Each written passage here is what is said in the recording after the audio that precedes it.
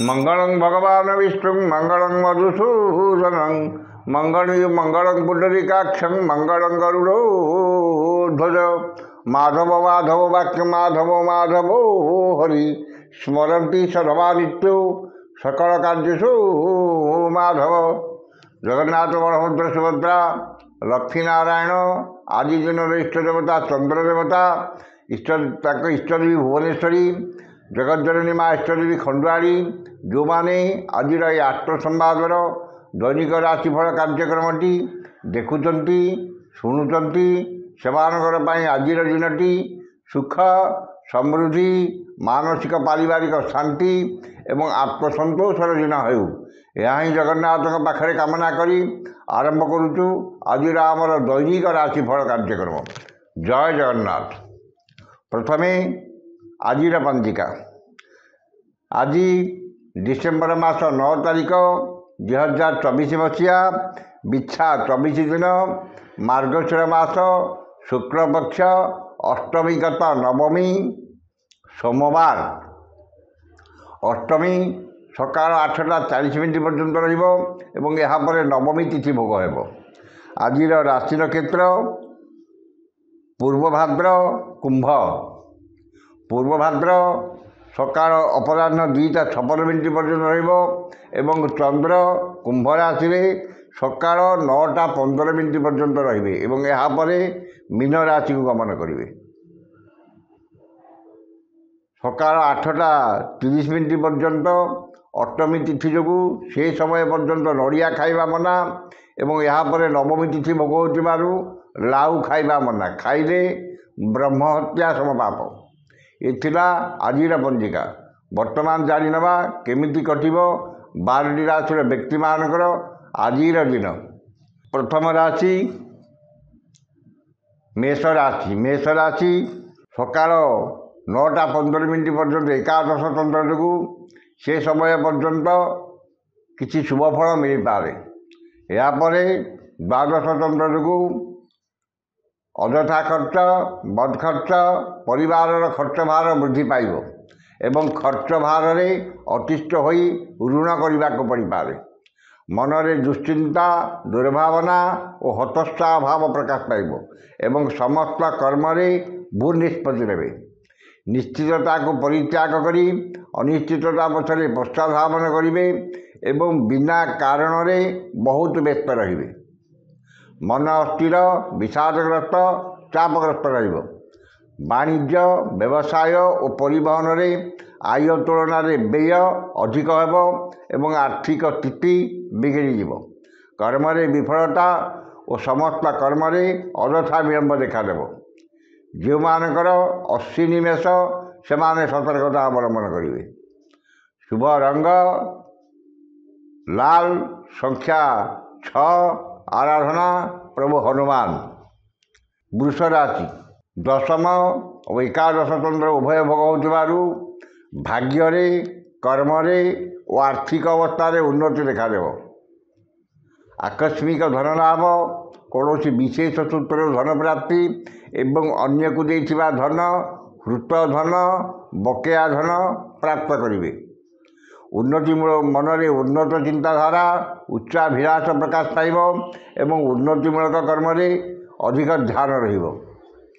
नूतन व्यवसाय आरंभ नूतन कर्म आरंभ एवं उन्नतिमूलक कर्म धनर विनियोग करेंगे। वाणिज्य व्यवसाय और परिवहन आय अति उत्तम हेबो एवं नूतन व्यवसायर सुजोग जुटिब। कर्म आशा ठारू अधिक सफलता एवं समस्त कर्म आपणकर कर्मकुशलता कर्म तत्परता कार्यदक्षता और समयानुवर्तिता प्रकाश पाइब। जो मानकर रोहिणी वृष से उपकृत हेबे। शुभ रंग धला। संख्या 12। आराधना माँ कमला। मिथुन राशि सकाल 9:15 पर्यंत घात चंद्र जो से समय पर्यंत जेकोसी कर्म करने पूर्वर वयोज्येष्ठ व्यक्ति कथबार्ता उपरिस्थ कर्मचारी कथबार्ता एवं गुरुजन कथबार्ता बेले सतर्कता अवलंबन करेंगे। ମନରେ ଅସ୍ଥିରତା, ପରିବାରରେ ମନମାଳିନ୍ୟ ଏବଂ ଅପମାନ, ଅପଯଶ, ଅପନିନ୍ଦା ମିଳିବ। ବାଣିଜ୍ୟ ବ୍ୟବସାୟରେ ମାନ୍ଦାବସ୍ଥା ଆସିଯିବ ଏବଂ କର୍ମରେ ବିଫଳତା, ବହୁବିଧ ସମସ୍ୟା ଦେଖାଦେବ। ଏହାପରେ ଦଶମ ଚନ୍ଦ୍ରକୁ ସ୍ଥିତିରେ ସମ୍ପୂର୍ଣ୍ଣ ପରିବର୍ତ୍ତନ ଆସିବ ଏବଂ ଭାଗ୍ୟ ଅପେକ୍ଷା କର୍ମରେ ଅଧିକ ବିଶ୍ୱାସ ଓ ଗୁରୁତ୍ୱ ଦେବେ। କର୍ମ ପ୍ରତି ଏକାଗ୍ରତା, ଆନ୍ତରିକତା ଅଧିକ ରହିବ ଏବଂ ସମସ୍ତ କର୍ମରେ ଆଶାଠାରୁ ଅଧିକ ସଫଳତା ମିଳିବ। ବାଣିଜ୍ୟ, ବ୍ୟବସାୟ ଓ ପରିବହନରେ ଆୟ ମଧ୍ୟମ ହେବ ଏବଂ ନୂତନ ବ୍ୟବସାୟ ପାଇଁ ଉଦ୍ୟମ ଜାରି ରଖିବେ। ଯେଉଁମାନଙ୍କର ଆର୍ଦ୍ରା ମିଥୁନ, ସେମାନେ ଉପକୃତ ହେବେ। ଶୁଭ ରଙ୍ଗ ମେରୁନ୍, ସଂଖ୍ୟା 4, ଆରାଧନା ମା ଛିନ୍ନମସ୍ତା। କର୍କଟ ରାଶି, ସୋମବାର ଏବଂ ବୃହସ୍ପତିଙ୍କ ନକ୍ଷତ୍ର ଭୋଗ ହେଉଥିବାରୁ ନବମ ଚନ୍ଦ୍ର, ନବମୀ ତିଥି ଯୋଗୁଁ ଭାଗ୍ୟରେ ଓ ଆର୍ଥିକ ଅବସ୍ଥାରେ ଉନ୍ନତି ଦେଖାଦେବ। ଗୁରୁଜନଙ୍କ କୃପା, କ୍ଷମତାଶାଳୀ ବ୍ୟକ୍ତିଙ୍କ ସହାୟତା ଏବଂ ରାଜନୈତିକ ବ୍ୟକ୍ତିଙ୍କର ଶୁଭ ଦୃଷ୍ଟିରେ ରହିବେ। ପରୋପକାର, ସମାଜ ସେବା ଓ ଧାର୍ମିକ କର୍ମରେ ଅଧିକ ଆଗ୍ରହ ରହିବ। ମନରେ ଉନ୍ନତ ଚିନ୍ତାଧାରା, ଉଚ୍ଚାଭିଳାଷ ପ୍ରକାଶ ପାଇବ ଏବଂ ଉନ୍ନତିମୂଳକ କର୍ମରେ ଅଧିକ ଧ୍ୟାନ ରହିବ। ଗୁରୁଜନଙ୍କ ପ୍ରତି ସମ୍ମାନ ଏବଂ ଲଘୁଜନଙ୍କ ପ୍ରତି ସ୍ନେହ, ଶ୍ରଦ୍ଧା ଓ ଆନ୍ତରିକତା ଅଧିକ ରହିବ। ବାଣିଜ୍ୟ, ବ୍ୟବସାୟ ଓ ପରିବହନରେ ଆୟ ଉତ୍ତମ ହେବ। କର୍ମରେ ସଫଳତା, ସମ୍ମାନ ଓ ପଦସ୍ଥ ଅଧିକାରୀଙ୍କର ଶୁଭ ଦୃଷ୍ଟିରେ ରହିବେ। ଯେଉଁମାନଙ୍କର ପୁଷ୍ୟା ଓ ଅଶ୍ଳେଷା କର୍କଟ, ସେମାନେ ଉପକୃତ ହେବେ। ଶୁଭ ରଙ୍ଗ ଲାଲ, ସଂଖ୍ୟା 1, ଆରାଧନା ମା ଭୁବନେଶ୍ୱରୀ। ସିଂହ ରାଶି, ଅଷ୍ଟମ ଚନ୍ଦ୍ର ଓ ଘାତ ତିଥି ଯୋଗୁଁ ବାଦ ବିବାଦ, ସ୍ୱାସ୍ଥ୍ୟ, ଆର୍ଥିକ କାରବାର ଓ ଯାନବାହନ ଆରୋହଣ କାଳରେ ସତର୍କତା ଅବଲମ୍ବନ କରିବେ। ମନରେ ଅସ୍ଥିରତା, ପରିବାରରେ ମନମାଳିନ୍ୟ ଏବଂ ଚାଲି ଚଳନ, ବ୍ୟବହାର, କଥାବାର୍ତ୍ତା ବିବାଦୀୟ ହେବ। ଉଚିତ କର୍ମରୁ ବିଚ୍ୟୁତ ହୋଇ ଅନୁଚିତ କର୍ମରେ ଅଗ୍ରସର ହେବେ ଏବଂ ସମସ୍ତ କର୍ମରେ ଭୁଲ ନିଷ୍ପତ୍ତି ନେବେ। ମନ ଅସ୍ଥିର, ବିଷାଦଗ୍ରସ୍ତ, ଚାପଗ୍ରସ୍ତ ରହିବ ଏବଂ ଶାରୀରିକ ପୀଡ଼ା ଭୋଗିବେ। ବାଣିଜ୍ୟ, ବ୍ୟବସାୟ ଓ ପରିବହନରେ ଆୟ ଅତି ଉତ୍ତମ ହେବ। ଆୟ ତୁଳନାରେ ବ୍ୟୟ ଅଧିକ ରହିବ ଏବଂ କର୍ମରେ ବିଫଳତା ଓ ବହୁବିଧ ସମସ୍ୟା ଦେଖାଦେବ। ଯେଉଁମାନଙ୍କର ମଘା ସିଂହ, ସେମାନେ ସତର୍କତା ଅବଲମ୍ବନ କରିବେ। ଶୁଭ ରଙ୍ଗ ଗୋଲାପୀ, ସଂଖ୍ୟା 3, ଆରାଧନା ପ୍ରଭୁ ଶ୍ରୀ ଜଗନ୍ନାଥ। କନ୍ୟା ରାଶି, ସପ୍ତମ ଚନ୍ଦ୍ର, ସୋମବାର ଯୋଗୁଁ ପୁତ୍ର, କନ୍ୟା, ଭାତୃ, ଭଗ୍ନୀଙ୍କର ବୈବାହିକ କର୍ମର ଆୟୋଜନ କରିବେ କିମ୍ବା କୌଣସି ବୈବାହିକ କର୍ମରେ ପରିବାର ସହଯୋଗ ଦେବେ। ମନରେ ପ୍ରସନ୍ନତା, ଦାମ୍ପତ୍ୟ ଜୀବନରେ ମଧୁରତା ଏବଂ ପରିବାରର ସମସ୍ତ ସଦସ୍ୟଙ୍କ ମଧ୍ୟରେ ଉତ୍ତମ ବୁଝାମଣା ରହିବ। ପରିଚିତ ମହିଳାଙ୍କ ଠାରୁ ସାହାଯ୍ୟ, ସହଯୋଗ ଓ ଧନ ମିଳିବ। ଆମୋଦ ପ୍ରମୋଦ, ମଉଜ ମଜଲିସରେ ଅଧିକ ଆଗ୍ରହ ରହିବ ଏବଂ ପରିବାର ପ୍ରତି ଅଧିକ ଯତ୍ନଶୀଳ ହେବେ। ବାଣିଜ୍ୟ, ବ୍ୟବସାୟ ଓ ପରିବହନରେ ଆୟ ଅତି ଉତ୍ତମ ହେବ। କର୍ମରେ ଆଶାଠାରୁ ଅଧିକ ସଫଳତା ଓ ମହିଳା ସହକର୍ମୀଙ୍କର ସାହାଯ୍ୟ ସହଯୋଗ ପ୍ରାପ୍ତ କରିବେ। ଯେଉଁମାନଙ୍କର ହସ୍ତା କନ୍ୟା, ସେମାନେ ଉପକୃତ ହେବେ। ଶୁଭ ରଙ୍ଗ ସବୁଜ, ସଂଖ୍ୟା 8, ଆରାଧନା ମା ତ୍ରିପୁର ସୁନ୍ଦରୀ। ତୁଳା ରାଶି, ଷଷ୍ଠ ଚନ୍ଦ୍ର ଯୋଗୁଁ ମନରେ ପ୍ରସନ୍ନତା, ଶରୀରରେ ସୁସ୍ଥତା, ପରିବାରରେ ମିତ୍ରତା, ସମସ୍ତଙ୍କ ସହ ବନ୍ଧୁତା, ବଚନରେ ମଧୁରତା, ଚାଲିଚଳନରେ ସଂଯମତା, ଦାମ୍ପତ୍ୟ ଜୀବନରେ ମଧୁରତା ଏବଂ ସମସ୍ତ କର୍ମରେ ସ୍ୱଚ୍ଛତା, ତତ୍ପରତା ଓ ସମୟାନୁବର୍ତ୍ତିତା ଆପଣାଇବେ। ପରୋପକାର, ସମାଜ ସେବା ଓ ଧାର୍ମିକ କର୍ମରେ ଅଧିକ ଆଗ୍ରହ ରହିବ ଏବଂ ସମସ୍ତଙ୍କର ଶ୍ରଦ୍ଧାର ପାତ୍ର ହେବେ। ବାଣିଜ୍ୟ ବ୍ୟବସାୟ ଓ ପରିବହନରେ ଆୟ ଅତି ଉତ୍ତମ ହେବ ଏବଂ ଆର୍ଥିକ ସ୍ଥିତିରେ ଉନ୍ନତି ଦେଖାଦେବ। କର୍ମରେ ଆଶାଠାରୁ ଅଧିକ ସଫଳତା ଓ ସହକର୍ମୀଙ୍କର ସାହାଯ୍ୟ ସହଯୋଗ ପ୍ରାପ୍ତ କରିବେ। ଯେଉଁମାନଙ୍କର ସ୍ୱାତି ତୁଳା ସେମାନେ ଉପକୃତ ହେବେ। ଶୁଭ ରଙ୍ଗ ନୀଳ, ସଂଖ୍ୟା 2, ଆରାଧନା ମା କମଳା।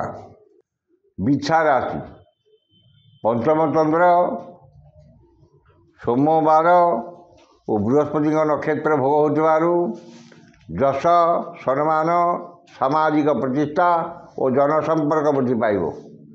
ମନରେ ପ୍ରସନ୍ନତା, ପରିବାରରେ ସୁଖ ଶାନ୍ତି ଏବଂ ସନ୍ତାନମାନଙ୍କର କର୍ମ, ଚାଲିଚଳନ, ବ୍ୟବହାର, କଥାବାର୍ତ୍ତା, ଶିକ୍ଷା, ଦୀକ୍ଷାକୁ ନେଇ ଗର୍ବ ଅନୁଭବ କରିବେ। ପିତାମାତାଙ୍କ କୃପା ଓ ପୈତୃକ ସମ୍ପତ୍ତିକୁ ନେଇ ଥିବା ବିବାଦର ସମାଧାନ ହେବ। ବାଣିଜ୍ୟ ବ୍ୟବସାୟ ଓ ପରିବହନରେ ଆୟ ମଧ୍ୟମ ହେବ। କର୍ମରେ ଆଶାଠାରୁ ଅଧିକ ସଫଳତା, ସହକର୍ମୀଙ୍କ ସହଯୋଗ ଏବଂ ସମସ୍ତଙ୍କର ମନ ଜିଣିବାରେ ସମର୍ଥ ହେବେ। ଯେଉଁମାନଙ୍କର ଅନୁରାଧା ଓ ଜ୍ୟେଷ୍ଠା ବିଛା ସେମାନେ ଉପକୃତ ହେବେ। ଶୁଭ ରଙ୍ଗ ଲାଲ, ସଂଖ୍ୟା 3, ଆରାଧନା ମା ଚଣ୍ଡୀ। ଧନୁରାଶି, ଘାତଚନ୍ଦ୍ର ଅଷ୍ଟମୀ ତିଥି ଯୋଗୁଁ ବାଦ ବିବାଦ, ସ୍ୱାସ୍ଥ୍ୟ, ସୌଜନ୍ୟରେ କଥାବାର୍ତ୍ତା, ଉପରିସ୍ଥ କର୍ମଚାରୀଙ୍କ ସହ କଥାବାର୍ତ୍ତା, ବନ୍ଧୁବାନ୍ଧବଙ୍କ ସହ କଥାବାର୍ତ୍ତା, ପଦସ୍ଥ ଅଧିକାରୀଙ୍କ ସହ କଥାବାର୍ତ୍ତା, ଆର୍ଥିକ କାରବାର, ଉଚ୍ଚସ୍ଥାନ ଆରୋହଣ, ଗ୍ୟାସ୍ ଇଲେକ୍ଟ୍ରିକ୍ ଦ୍ରବ୍ୟ ବ୍ୟବହାର ଓ ଯାନବାହନ ଆରୋହଣ କାଳରେ ସତର୍କତା ଅବଲମ୍ବନ କରିବେ। ଧନ କ୍ଷତି, ମାନସିକ ଅସ୍ଥିରତା, ପରିବାରର ମନୋମାଳିନ୍ୟ, ସୌଜନ୍ୟରେ ବିବାଦ, ପଡ଼ୋଶୀଙ୍କ ସହ ତିକ୍ତତା ଏବଂ ଶାରୀରିକ ପୀଡ଼ା ଭୋଗିବେ। ବାଣିଜ୍ୟ ବ୍ୟବସାୟ ଓ ପରିବହନରେ କ୍ଷତି ଦେଖାଦେବ ଏବଂ ପରିବହନ ବ୍ୟବସାୟରେ ବିପର୍ଯ୍ୟୟର ସାମ୍ନା କରିବେ। ଯାନବାହନରେ ଖର୍ଚ୍ଚାନ୍ତ ଏବଂ ଧନକୁ ନେଇ ବିବାଦ ଓ ମାଲି ମକଦ୍ଦମାରେ ପଡ଼ିପାରନ୍ତି। କର୍ମରେ ବିଫଳତା, ସହକର୍ମୀଙ୍କ ସହ ବିବାଦ ଓ ପଦସ୍ଥ ଅଧିକାରୀଙ୍କର ରୋଷର ଶିକାର ହେବେ। ଯେଉଁମାନଙ୍କର ମୂଳା ଓ ଉତ୍ତରାଷାଢ଼ା ଧନୁ ସେମାନେ ସତର୍କତା ଅବଲମ୍ବନ କରିବେ। ଶୁଭ ରଙ୍ଗ ଗୋଲାପୀ, ସଂଖ୍ୟା 2, ଆରାଧନା ମା ଧୂମାବତୀ। ମକର ରାଶି, ତୃତୀୟ ଚନ୍ଦ୍ର ଯୋଗୁଁ ନୂତନ କର୍ମ ଆରମ୍ଭ କରିପାରନ୍ତି କିମ୍ବା ନୂତନ ନିଯୁକ୍ତିର ଖବର ମିଳିପାରେ। ମନରେ ପ୍ରସନ୍ନତା, ପରିବାରରେ ସୁଖ ଶାନ୍ତି, ସୌଜନ୍ୟରେ ସୁସମ୍ପର୍କ ଏବଂ ଭାଇ ଭଉଣୀଙ୍କ ସାହାଯ୍ୟ ସହଯୋଗ ପ୍ରାପ୍ତ କରିବେ। ବାଣିଜ୍ୟ ବ୍ୟବସାୟ ଓ ପରିବହନରେ ଆୟ ଅତି ଉତ୍ତମ ହେବ ଏବଂ ନୂତନ କର୍ମ ଆରମ୍ଭ, ନୂତନ ବ୍ୟବସାୟ ଆରମ୍ଭ, ବିଦେଶ ଯାତ୍ରାର ସୁଯୋଗ ଜୁଟିବ। କର୍ମରେ ଆଶାଠାରୁ ଅଧିକ ସଫଳତା ଏବଂ ସମସ୍ତ କର୍ମ ଆଜି ଆପଣଙ୍କ ପାଇଁ ସହଜ ହେବ। ଯେଉଁମାନଙ୍କର ଶ୍ରବଣ ମକର ସେମାନେ ଉପକୃତ ହେବେ। ଶୁଭ ରଙ୍ଗ ଇନ୍ଦ୍ରନୀଳ, ସଂଖ୍ୟା 6, ଆରାଧନା ମା ଦୁର୍ଗା। କୁମ୍ଭ ରାଶି, ଦ୍ୱିତୀୟ ଚନ୍ଦ୍ର ଯୋଗୁଁ ଧନକୁ ନେଇ ବିବାଦ ଓ ମାଲି ମକଦ୍ଦମାରେ ପଡ଼ିପାରନ୍ତି। ମୂଲ୍ୟବାନ ପଦାର୍ଥ ନଷ୍ଟ କିମ୍ବା ହଜି ଯାଇପାରେ। ମନ ଅସ୍ଥିର, ବିଷାଦଗ୍ରସ୍ତ, ଚାପଗ୍ରସ୍ତ ରହିବ ଏବଂ ଶାରୀରିକ ପୀଡ଼ା ଭୋଗିବେ।